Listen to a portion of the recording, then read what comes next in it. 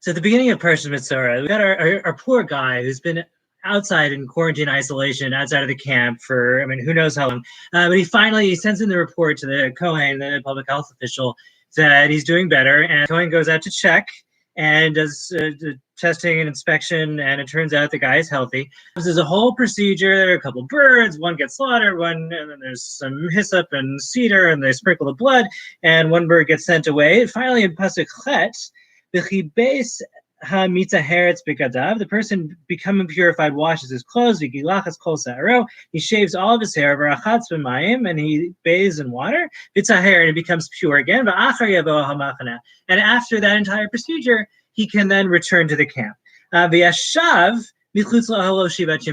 even after he returns to the camp, he must wait outside of his tent. He can't go in his home for 7 days. So that's question one. He's gone through everything. He's been given a clean bill of health from the Kohen. Why can't he go into his house?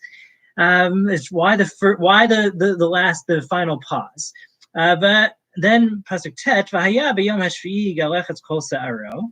On the seventh day, then again he shaves all of his hair, and here it's more explicit. As Rosho, his head, V'etzukano, and his beard, V'eskabodinam, and his eyebrows, V'es kol sa'aro, and all of his hair, Yigalech, all needs to be shaved, V'chibes et bigatav, and he washes his clothes again, V'rachatz b'mayim, and he bathes in water again, V'taher, and then he is pure. And so the Abarbanel asks both questions. A, why does he need to wait the extra 7 days to go into his home? And two, it seems clear that there is a double procedure of purification. It says that he's purified after the first set of clothes washing and bathing and shaving, and then he has to do it again after the 7 days. And he's just like, what's up?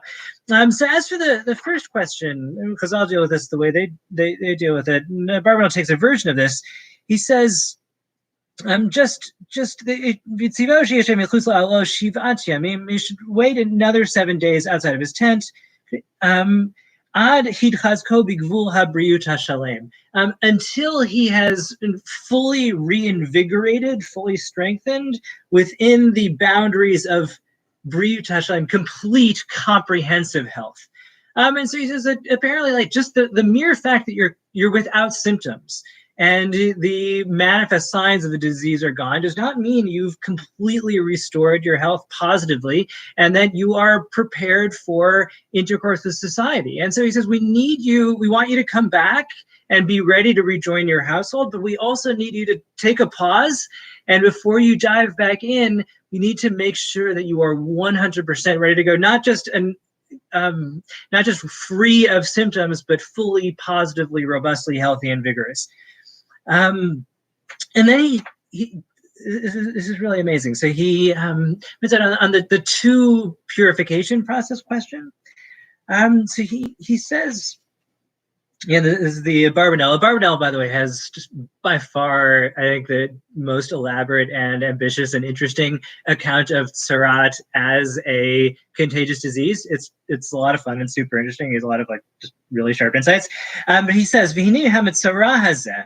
This Metzora, haya miruchak b'shtei harchakot. The fact is that he was separated on two levels. There were two separations. Achat me'et amo. One is that he was separated from his people. He was separated from people in that he was quarantined outside of the camp. And the second is that he was separated, distanced from the temple of God. And he was unable to enter the temple and worship. Like, obviously he couldn't get in. And that's something that, in addition to being outside of the camp, he should have distinctly felt both that he was not with his people and that he was apart from his capacity and access to worship God as his community does at its best. And so the Barbanel says, on the flip side, he says, in addition to wanting an extra pause and just saying that there's the initial tahara process, then you wait 7 days, and then we complete and do the final purification. Also, it's to show you that these are two distinct stages. It wants to express and like drive home the fact that everything has been done until now, the removal of the symptoms, is Haita Me'atara Rishona. That's from the first Tara. That's so that the Metzora can re-enter society. It doesn't need to sit alone in quarantine outside of the camp. But from there and on,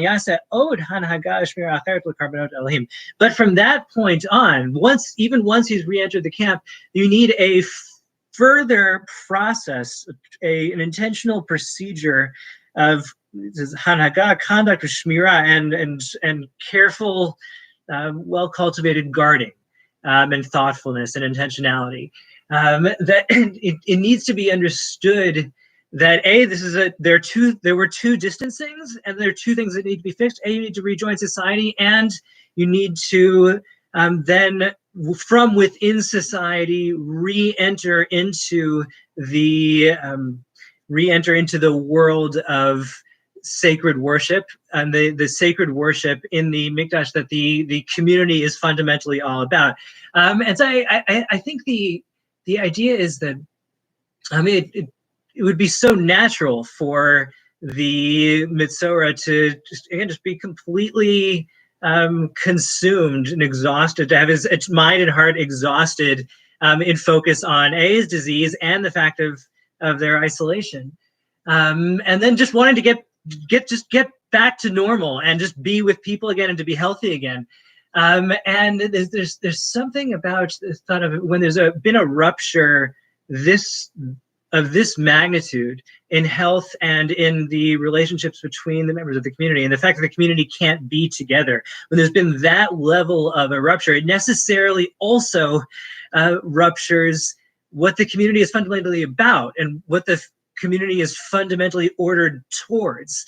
There's something higher than just to be together. There's something we're supposed to be doing together, and there's something that our togetherness is supposed to stand for and supposed to be ordered towards. We're here to serve Hashem, and we're here for a higher calling, and we're here to do things with our community and to serve transcendence and holiness. And so the Abarbanel says that the Torah's process is to make sure that we don't forget about that last part, that we're coming back together for the purpose of recreating, restarting on new grounds, what it is we're all about and what we're after, and what it is that we worship and how we're going to continue worshiping together. And to realize that even those first steps, just the process of getting our health together and getting our community back on its feet, we can't do that.